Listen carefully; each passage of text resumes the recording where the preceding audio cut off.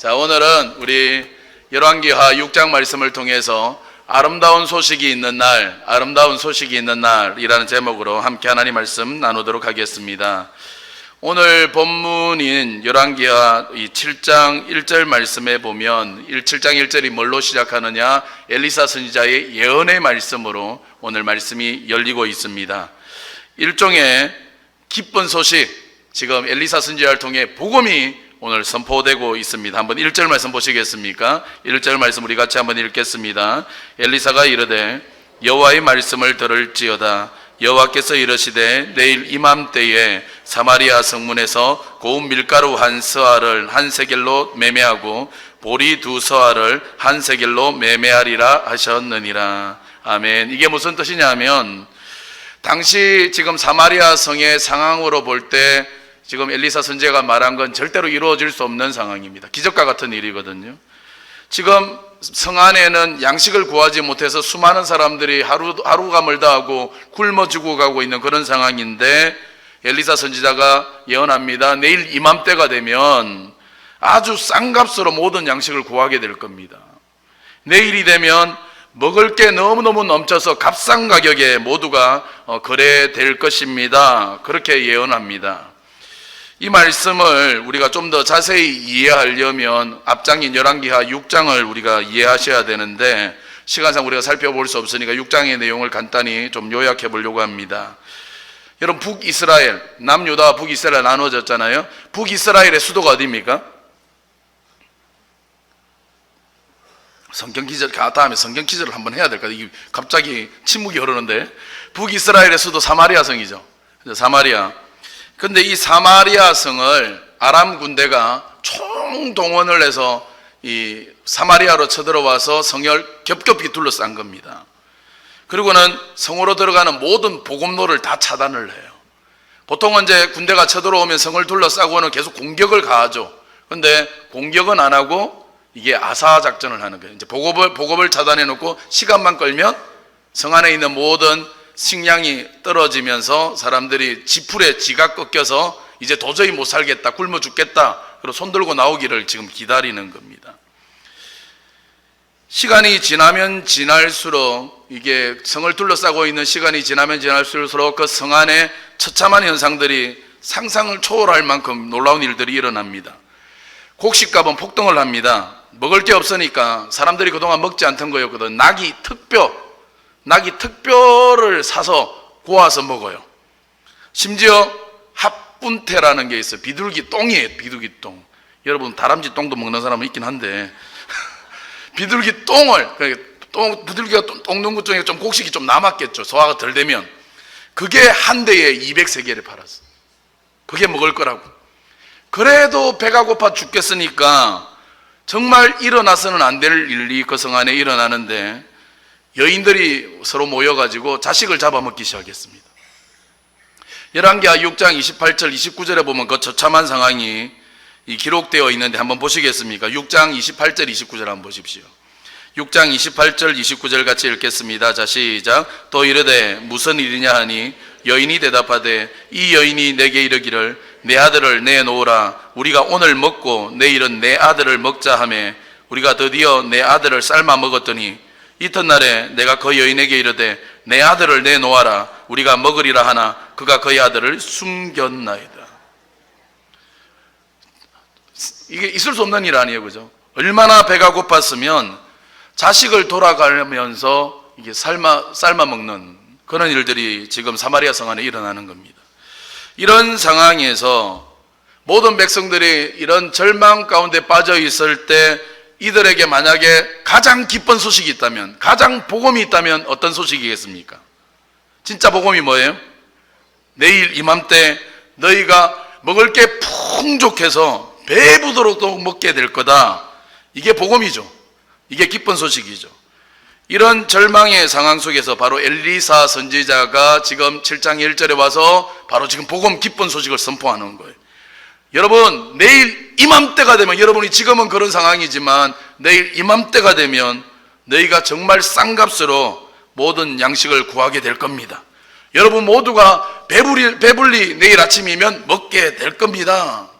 사랑하는 여러분, 배가 고파 죽음 직전에 있던 사람들에게 이 엘리사 선지자가 외친 메시지보다 더 위대한 복음, 더 기쁜 소식, 더 아름다운 소식이 어디 있겠습니까? 이게 복음이죠. 그런데 이제 복음을 전했습니다. 너무너무 기쁜 소식을 전했습니다. 근데 오늘 본문 2절에 보니까 이 기쁜 소식, 복음에 대한 사람들의 반응이 나옵니다.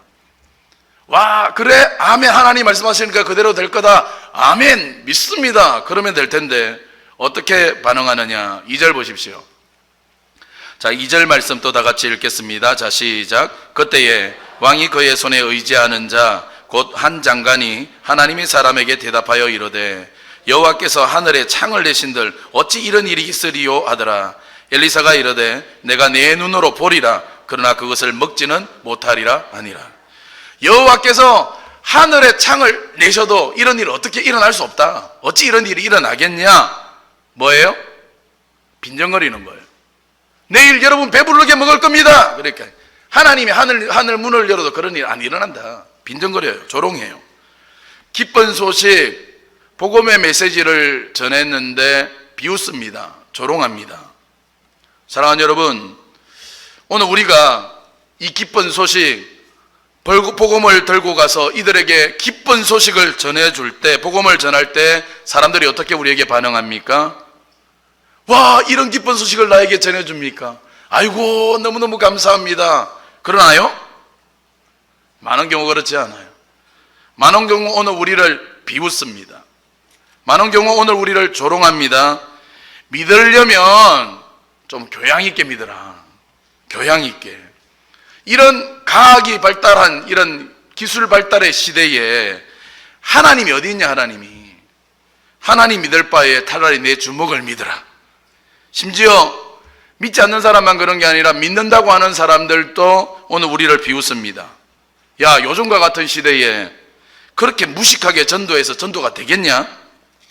좀 시대에 맞게 조용히 좀 전도해라. 요즘에 누가 그렇게 강요해서 전도하냐? 그러게 가지고는 안 된다. 그러나 여러분, 오늘 그런 우리가 복음을 전할 때 그런 비웃음과 조롱이 온다고 할지라도 여러분 낙심하지 마시기 바랍니다. 더욱 담대하시기 바랍니다. 포기하지 마세요. 오늘 우리 원수 악한 마귀는요, 우리가 그런 비웃음과 조롱의 소리에 귀 기울이기를 원해요. 그래서 우리가 약해지기를 원하고 오늘 우리의 복음의 발걸음이 멈추기를 원하는 겁니다. 니까짓게 무슨 예수 믿는다고 그러냐? 하나님 살아있다며? 하나님 살아있는데 네가 그렇게 사냐? 그러면 너 보니까 내가 안 그렇다. 그러면 내가 믿을게. 네 병부터 고쳐봐라. 네 문제부터 해결해봐라. 그러면 내가 인정해 줄게. 여러분, 오늘 이런 비웃음과 조롱이 온다고 할지라도 이 기쁜 소식, 복음을 전하는 일을 멈추지 않는 저와 여러분이 되기를 간절히 바랍니다.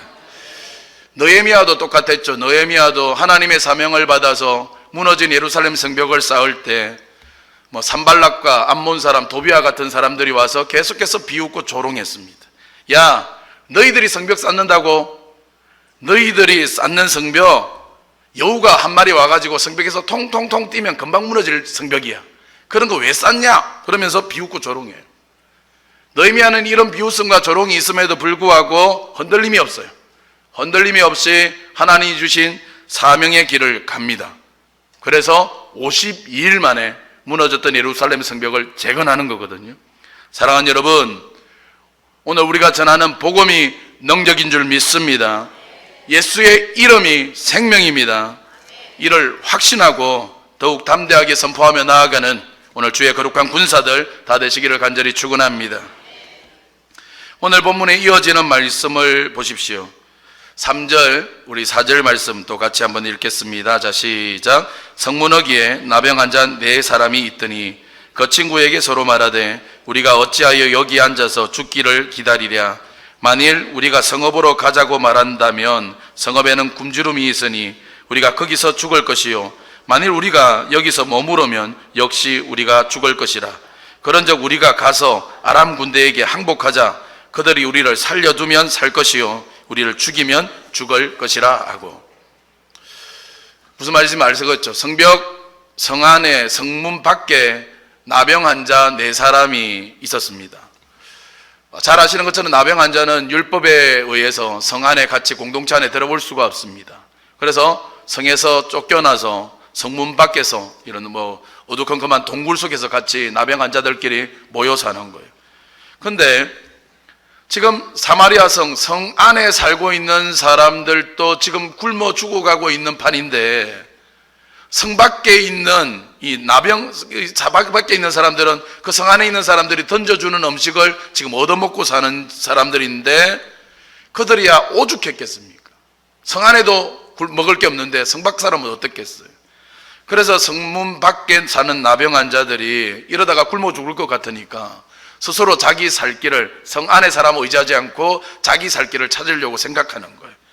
야, 성 안에 있는 사람들도 지금 다 굶어 죽어가고 있는데 우리 같은 사람들한테 신경이라도 쓰겠냐? 우리가 이대로 굶어 죽느니 차라리 아람 군대한테 가서 항복하자, 항복. 그래서 그 아람 군대가 우리를 살려두면 살 거고, 우리 이래도 죽고 저래도 죽으니까 그들이 죽이면 그냥 그 자리에서 죽자. 그래서 합의를 보고 이 4명의 나병 환자가 적군인 아람 군대의 주둔지로 가는 겁니다.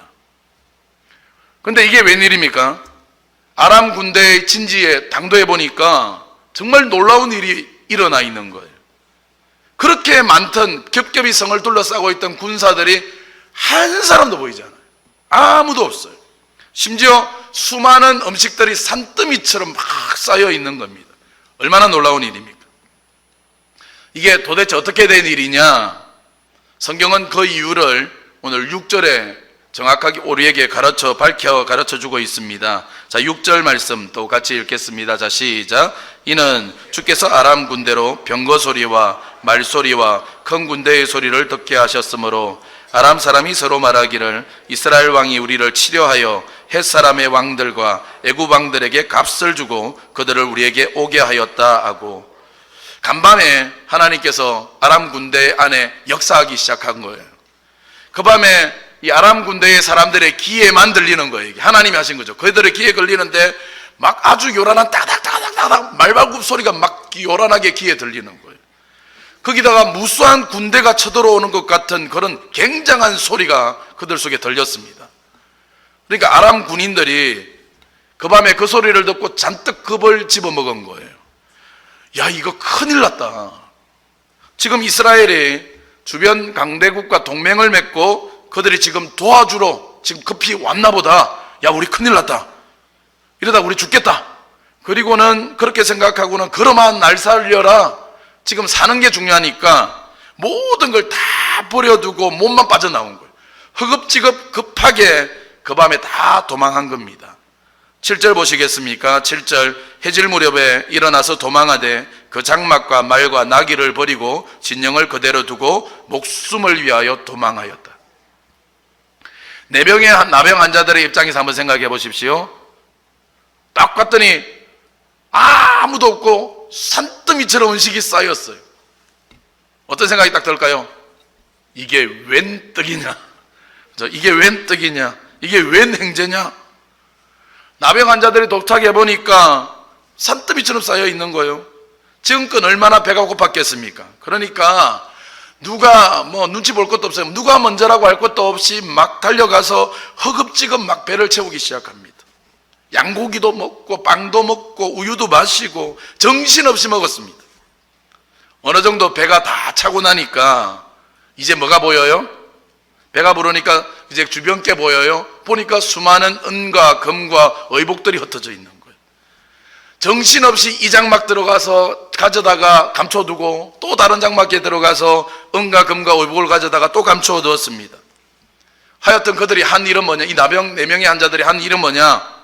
그냥 먹고 마시고 배 두드리고 값진 것들 찾아서 감춰두고 그것만 했어요.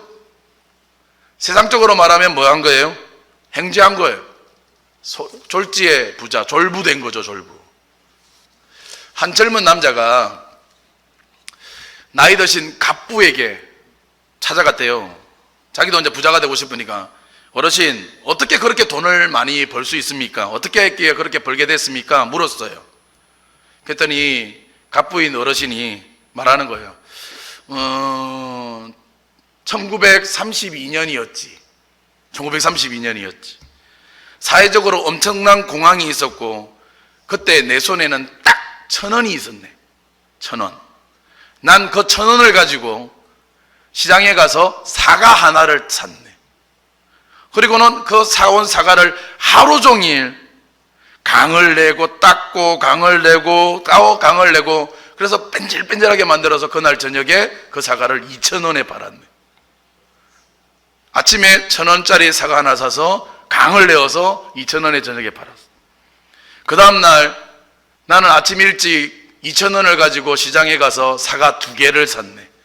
그리고는 하루 종일 또 닦고 강을 내어서 저녁에 시장에 나가서 4,000원에 팔았네. 이렇게 내가 한 달 동안 사과를 사고 팔고 했더니 내 수중에 100만 원이 생겼다네. 흥미롭죠? 그러니까 이 젊은 남자가 아주 흥미롭게 재미있게 들으면서 계속 물어요. 그랬어요? 어떻게 됐어요? 했더니 그 노인이 계속 이 말을 이어가지 않고 조금 뜸을 들이더니 이 어르신이 대답을 하는 거예요. 그런데 말이야, 그때 우리 장인 어른이 돌아가시면서 20억의 유산을 나한테 남기고 가셨네. 여러분, 만약 오늘 본문의 사건이 여기에서 멈췄다면 그것이 진짜 축복일 수도 없고 성경으로서의 가치를 지닐 수도 없었을 겁니다. 만약 오늘 본문이 성 안에 많은 백성들은 다 굶주려 죽었는데 이 남역 환자 4명은 잘 먹고 잘 살았더라, 그렇게 말씀이 전개되었더라면 이 얼마나 허무한 결론이 되겠습니까? 여러분, 진짜 축복이 되는 건 오늘 하나님이 내게 주신 귀한 것을 나눌 줄 알 때, 내게 주신 귀한 것을 흘러보낼 때, 그때가 진정한 축복이 되는 줄 믿습니다. 사랑하는 여러분, 하나님이 여러분에게 어떤 축복을 주셨습니까? 감추고 내배 두드리고 움켜쥐는 게 축복이 아니라 오늘 흘러보내는 게 축복이에요. 자꾸 흘러보내셔야 돼요. 하나님이 내게 물질을 주셔서 물질을 흘러보내고, 지식을 주셨으면 지식을 흘러보내고, 특별히 우리는 예수 사랑, 복음을 나에게 먼저 주셨는데 우리는 복음을 흘러보내야 돼요. 4명의 나병 환자들이 너무나 배가 고팠던 나머지 한참이나 먹고 마시다가 배가 부르고 나니까 불현듯 이제 하나의 생각이 그들의 폐부를 콱 찌르기 시작했어요. 야, 우리가 이렇게 먹고 마시고 즐기고 있는 동안 저 사마리아 성 안의 사람들은 어떻게 하고 있을까? 우리는 이렇게 배부른데 저 성 안에 있는 수많은 내 동족들은 지금 어떤 모습을 하고 있을까? 이 시간에도 굶주림에 허덕이고 있고 괴로워하고 자녀를 삶아먹고 그러고 있지 않을까? 불현듯 그들 속에 놀라운 하나님이 주시는 각성이 일어난 거예요. 축복합니다. 저는 오늘 저와 여러분에게도 이런 각성이 있기를 바랍니다. 9절 말씀 한번 보시겠습니까? 자, 9절 말씀 같이 읽겠습니다. 나병 환자들이 그 친구에게 서로 말하되 우리가 이렇게 해서는 아니 되겠. 오늘은 아름다운 소식이 있는 날이거늘 우리가 침묵하고 있도다. 만일 밝은 아침까지 기다리면 벌이 우리에게 미칠지니 이제 떠나 왕궁에 가서 알리자 하고. 야, 이거 정말 아닌 것 같다. 야, 이건 정말 아니야. 이렇게 아름다운 기쁜 소식이 있는데 우리가 침묵하고 있다는 거, 이건 죄다. 이건 죄다. 지금도 저 성 안에 우리 동족들은 한 톨의 쌀도 없고 보리도 없어서 지금 굶어 죽어가고 있는데 우리만 배부르게 먹고 마시고 있다. 이건 말이 안 되는 일이다. 이건 말이 아니야. 우리 내일까지 기다리지 말고 당장 일어나서 이 기쁜 소식을, 이 아름다운 소식을 이 성에 전하도록 하자. 그리고는 이 4명의 나병 환자가 일어나서 가서 그 복음을 그 성 안에 전합니다. 사랑하는 여러분, 아름다운 소식은, 기쁜 소식은 전해야 되는 거예요. 기쁜 소식은 전하고 싶은 거예요. 그죠? 기쁜 소식이 있다. 그러면 잠잠할 수가 없는 거예요. 자기 아들이 학교에서 1등 했다고 안 물어봤어요. 내가 물어본 적이 없거든요. 그냥 안 물어봤는데도 1등 했다고 말하더라고요. 목사님 우리 아들 학교에서 이번에 1등 했어요. 물론 저도 관심이 있어요. 그 1등한 아들이 1등한 게 관심이 있어요. 근데 누가 물어봤냐고요. 안 물어봤거든요. 근데 물어보지도 않았는데 말해요. 그죠? 그러죠. 그러면 저는 와서 1등 했어요. 그럼 그래요. 저는 감사해요. 하나님께 영광 한턱 쏘세요. 그래요. 남편이 이러면 아시죠? 큰 반지라도 하나 선물해 보세요. 그죠? 그걸 대놓고 얘기는 못하니까 같이 이야기하다가 웃기지도 않는데 혼자서 웃어요. 뭐예요? 바라는 거지. 바라. 알리고 싶은 거, 기쁜 소식은 알리고 싶어. 자기가 자기 자신이 기쁜 소식을 전해요. 여러분, 아름다운 소식은, 기쁜 소식은 꼭 전해야 되는 겁니다. 오늘 이런 아름다운 소식이 있는 날인데 우리가 침묵한다는 건 이건 죄다. 사랑하는 여러분, 오늘 우리는 침묵의 죄에서 벗어나야 합니다. 내가 아무 말 안 하고 있으면 그건 죄가 안 될 거라고 생각하지. 아니요. 침묵에, 내가 이미 알고 있다면 침묵의 죄에서 벗어나야 돼요. 무관심의 제약에서 벗어나야 합니다. 나밖에 생각 안 하는 이기주의에서 오늘 벗어나야 하는 거예요. 사랑하는 여러분, 왜 하나님께서 4명의 나병 환자들로 하여금 다 도망가 버리고 산더미처럼 쌓여있는 그 식량들을 보게 하셨을까요? 왜 보게 하셨을까요? 그들만 배부르고 마시고 등 따시라고요? 아니요. 그 사실을 자기 백성들에게 가서 전하도록 하기 위해서 하나님 먼저 보여주신 거예요. 주님이 왜 저와 여러분을 이 세상에 부르셨을까요? 왜 우리를 먼저 만나 주셨을까요? 왜 이 기쁜 소식을 먼저 우리로 하여금 듣게 하셨을까요? 물론 우리가 구원받고 천국 백성 되는 거 맞죠. 그러나 오늘 우리가 먼저라는 건 이 복음을 전하도록 하기 위해서 오늘 우리를 먼저 듣게 한 줄 믿습니다. 그러면 언제 우리가 이 아름다운 소식 전해야 돼요? 오늘 4명의 나병 환자는 언제 이 아름다운 소식을 전했습니까? 다른 때 아니에요. 오늘입니다. 오늘. 뭐라고 고백했어요? 각성하고 나서 오늘은 이 아름다운 소식이 있는 날이거늘 우리가 잠잠하고 있다. 오늘. 여러분, 다른 건 몰라도 복음을 전하는 것은 미룰 수 없습니다. 만일 한번 생각해 보세요. 4명의 나병 환자들이 내일까지 지금 먹고 마시고 찾아가지고 감추었다. 그래서 내일 아침이 밝았을 때 그때 가서 사마리아 성에 이 기쁜 소식을 전했다면 어떤 일이 일어났을까요? 별로 차이도 안 나요. 하루의 차이에요. 아니 12시간 차이도 안 날 거예요. 그죠? 한 12시간 기다렸다가 내일 아침 밝으면 우리 가서 그때 가서 전하자. 그럼 어떤 일이 벌어졌을까요? 그 밤에도, 그 저녁에도 그 사마리아 성 안에 많은 사람들이 굶어 죽어야만 했을 거예요. 내일은 우리의 시간이 아닙니다. 오늘이 중요합니다. 언제 가서 전해요? 오늘 본문에 보면 하나님께서 역사를 움직이는 또 하나의 섭리를 우리가 발견하게 되어집니다. 그게 뭐냐? 하나님 오늘 이 기쁜 소식을 하필이면 누구에게 전하게 하시느냐? 오늘 나병 환자를 뽑아서, 많은 사람들이 있는데 나병 환자를 뽑아서 이 아름다운 소식을 전하게 하셨다는 거예요. 이 기쁜 소식, 이 아름다운 소식을 건강한 사람, 이름 있는 유명한 사람, 많이 배운 사람, 성격 좋은 사람의 입을 통해서 선포하신 게 아니라 소외되고 사람들이 멀리하고 버림받고 약하고 아프고 못 배운 사람들을 통해서 하나님이 이 아름다운 소식을 전하게 하셨다는 거예요. 사랑하는 여러분, 우리 하나님은 일을 하시되 이렇게 일하시는 걸 기뻐하셔요. 하나님은 약한 자를 들어 강한 자를 부끄럽게 하시는 하나님입니다. 목사님, 저는 힘이 없어요. 하나님 오늘 힘없는 우리를 들어 새 힘을 주시고 능력을 주셔서 오늘 우리를 사용하시는 줄 믿습니다. 나는 자격이 없어요. 전도 어떻게 해야 되는지 배운 적도 없고요. 나는 못해요. 안 돼요.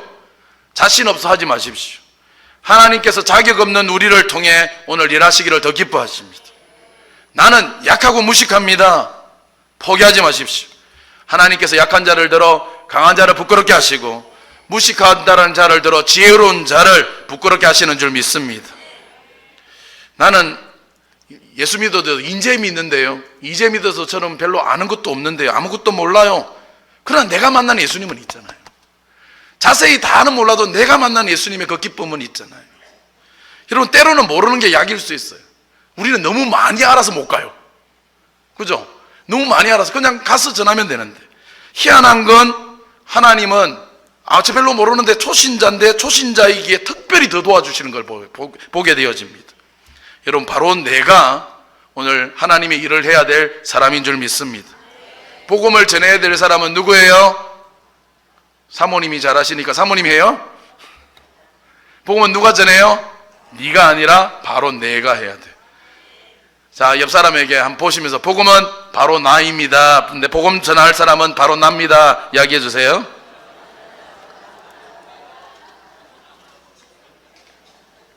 엘리사가 오늘 말씀, 엘리사가 1절에서 내일 이맘때가 되면 값싸게 곡식을 구할 수 있고 모두가 배부르게 될 거다, 기쁜 복음의 소식을 전했습니다.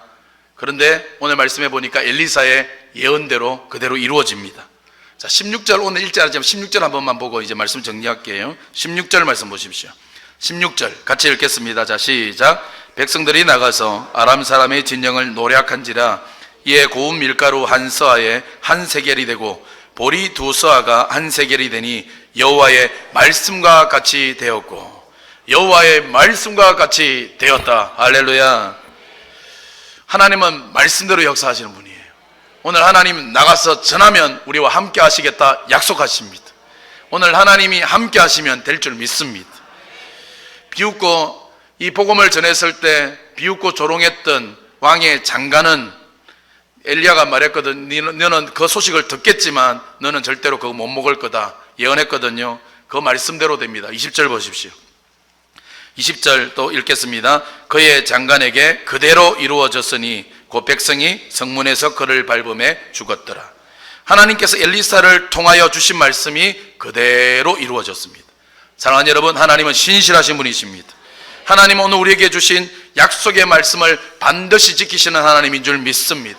약속의 말씀을 붙들고 나가세요. 전도를 나가되 하나님 주신 말씀을 붙잡고 하나님이 함께 하신다.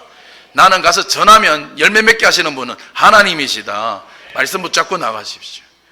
이제 말씀을 정리하겠습니다. 사랑하는 여러분, 오늘 아름다운 소식이 있는 날에 잠잠하지 않고 돌아가 그 기쁜 소식을 전했던 4명의 나병 환자처럼 오늘 최선을 다해서 전도하는 그런 이번 한 주간이 다 되시기를 바랍니다.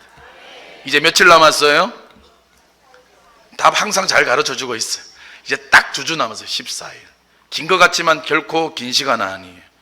결코 많이 남은 게 아닙니다.